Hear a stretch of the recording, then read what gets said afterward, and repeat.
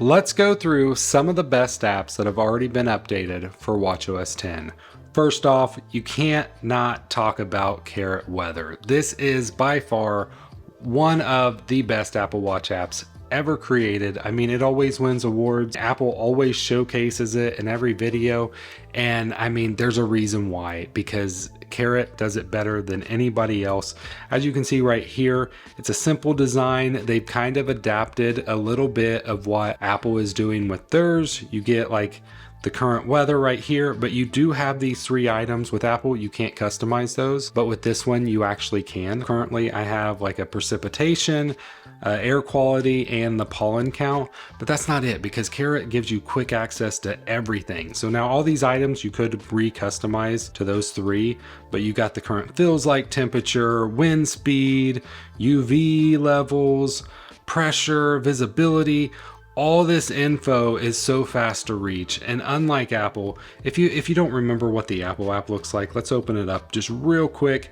So here's their main screen. You kind of have just the current temperature. They give you the clouds, that's kind of cool, but then also kind of makes it hard to read sometimes. When I scroll down, they give you this. Like, this thing is horrible. I don't understand this because you gotta tap and then you get more info, more info. Like, I know they were all about this ring system in the early days and they've stuck with it on weather, but it's horrible. I hate it so much. So, but if we go ahead and take a look at Carrot Weather, when I scroll down, I get like an hour by hour little graph that I can quickly see all the information that I need. So I can see the temperature, I can see whether it's cloudy or sunny, and I can also see if there's any chance of rain, which of course there's not today, which is great, but it just works so well and gives me all the data that I can quickly read so fast. And then of course I can scroll down again and get every day of the week. You can tap on a day and get like more detailed info about it. And they even have a live radar, which isn't really going to show much right now because it's not raining, but you'll be able to play and it will actually kind of show you the next hour, I believe, worth of content of how the storm is moving around, which is, I mean, it's so awesome. Carrot Weather, it's pricey. I will be honest there. I believe you can pay anywhere from like 99 cents a month for some info, but some of this other info is just more pricey for the developer. So I believe this thing for a family plan goes all the way up to $39.99 a year.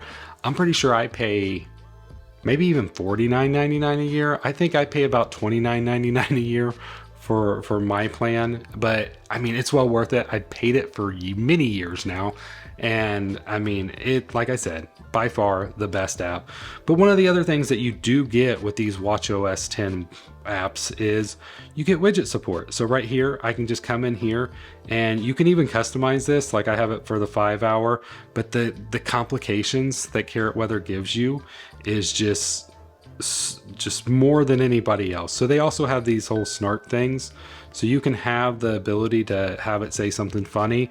You can keep it more professional, or you can go a little more like snarky and risky and all that stuff. I mean, it does have some cussing in it if you go all the way that way. I keep it more professional because that's just my style. But the app itself is just, by far, like I said, it's the best weather app, the best app in general for the Apple Watch. So if you haven't checked out Carrot Weather, I highly recommend it. Now, next up is an app called Things, and you can see it right here. It is a to-do list app, and it's been updated as well. So it will show a little bit more color when everything's completed. Not too much change there, but it's powerful and it's just so great at keeping me on track. This is a one-time price. It's $9.99 for the iPhone and the Apple Watch. And you can, in here, you can just look at your to-do items. So like right now I am filming the video, so I can go ahead and mark that item as done, but I can also add an item. So let's say if I need to go to the grocery later, I can just say, go to the grocery. Click done. It's going to go ahead and add it. It by default adds it to an inbox, but I can just go ahead and tap right there, click add it to today's, and now it's right there ready to go for today. I mean, it's a pretty simple app, but it also is powerful. The phone app gives you so much more control for like scheduling events and all that kind of stuff. But for the watch, they keep it simple. They know what they're working with, and it is a wonderful app. Next, we're going to kind of move into more of a health stage with this is a water tracker app. It's called WaterMinder. Now, this is also an in-app purchase app and a subscription base. They do give you the option to purchase it just one time, but it has a lot of customization as well. I believe the one-time purchase is $24.99. The monthly is about $199, yearly $14.99. So that's the info there, but they give you like you in the phone app, you can customize like the amounts of water that you normally drink. So I have 16, 20, 17, and 8. And you can even add other items. So like on this screen, I can click right here. Let's say I drank some coffee. I want to just kind of say I had 8 ounces of coffee, and I can just add that directly from right here. They have so many different drink options, and it actually takes the water amount out of that drink, which is also really nice. And that's not it. They do give you a ton of customization in the app that you can access directly from the watch app, which is great. So you can have the character, which I currently have. I personally like the button layout the most just because it's the quick and easy way. You can look at today's logs, but like all I have to do is say, yes, I drank 16 ounces. It adds it, it syncs to the phone app, and it just works flawlessly. And of course, it also supports a widget complication. Sticking with the health category, the next item is an app called Pedometer++. This is also subscription based, but it works great. I love this app. I've been using it since the iPhone 5, I believe, way before the Apple Watch was ever even thought of probably. And I mean, it's a wonderful app. It counts your steps, but it counts it a little bit differently than what you probably are used to. So the way this one works is it can also use your phone. So let's say you're pushing a cart, you're pushing a stroller, for whatever reason your arm isn't moving normally, so most times the watch can't accurately track your steps, then it defaults to your phone in your pocket, because your phone, if you didn't know, can track your steps. That way it looks at that and it kind of stays updated that way. But by doing this, if you go into the activity app, there's a chance that your steps may not match up. So like right now, it's pretty early in the day, but it says I have 588 steps, where this one's telling me I have 747. And that's probably because for a little bit there, I didn't have my watch on, or I was pushing something or holding something a different way, and it counted it on my phone and just kind of merges those two datas together. It also has built-in workouts and everything that you can do directly from the watch itself.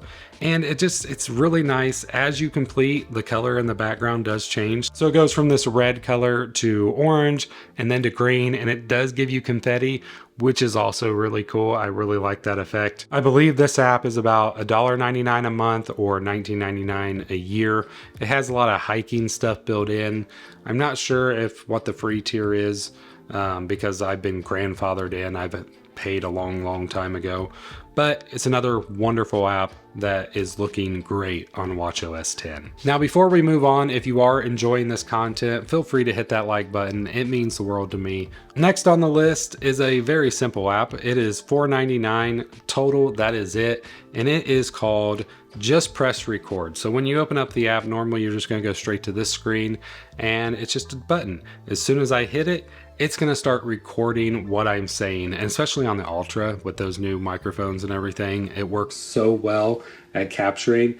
And I find this great for maybe if you're a student and you need to record your professor as they're talking so you can better take notes later and you don't want to miss anything out, or maybe you're a parent and your kid's saying something funny and you want to make sure you capture it, but you don't want to mess anything up by pulling your phone out. This is the app for that. Like, it's so great. It's so discreet, and it doesn't like hinder the moment. So highly recommend this. It's a wonderful app, and you can even come in here and like listen to your recordings that you've recorded. It syncs with the iPhone app, and then you can either save it to iCloud or save it directly on the phone. It's all up to how you want to do it. The next app is completely free. The watch app itself is pretty minimal, but it's an app called Kernel. Great movie tracking. Now they actually track series, and it's awesome. Everything has to be done initially on the phone app, but once you have movies added, you can kind of come in here and see like how many days until a movie's going to be released. You can also set, like, let's say I want to track the Marvels. So now the Marvels is set as my complication.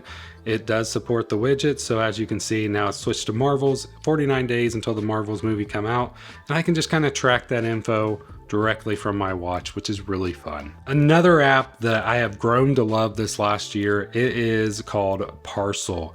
Now this is a package tracker app. I've used a couple in the past.